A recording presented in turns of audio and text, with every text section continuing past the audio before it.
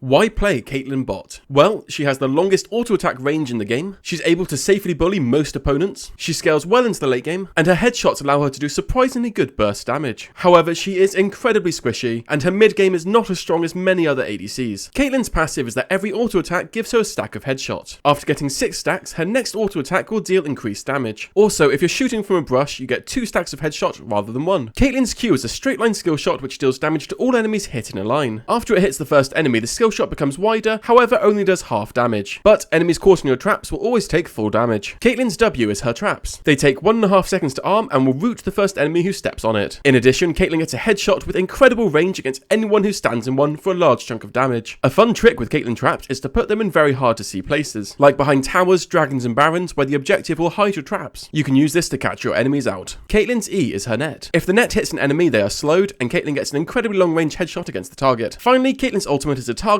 point and click ability with incredible range. After a short channel, she fires a shot which locks onto an enemy champion, granting true sight and dealing a huge amount of damage. However, it can be blocked by other enemies before it hits your target. For Masteries, take this, it allows you to bully hard. For build order, start Blade and Pot, before getting tier 2 boots, Gale Force and the Collector. Following this, get IE, RFC and Lord Doms. These items can also be good in some situations. In addition, if they've got many tanks and you don't need a second dash, consider Kraken Slayer for more damage. For skill order, start Q, then W, then E, before maxing Q, then W, then E, taking ult whenever you can. For summoners, take Flash and Heal. Starting in the laning phase is where Caitlyn absolutely shines. As an ADC, your focus will always be on farming, however you can absolutely abuse your range advantage. Whenever an enemy comes up to farm, you can take shots at them safely out of their range before stepping back to drop aggro and avoid any response. If you shoot them every time they go to farm, and especially if you mix a few headshots in there as well, you will have the health advantage very fast. If you combine this with putting a line of your traps that your enemy cannot step over, you are incredibly safe. Finally, when looking for the kill, if your support or jungler is able to land any CC first, put a trap under them. If this goes off, it's ridiculous amount of chain CC and a ridiculous amount of burst that you're almost guaranteed the kill.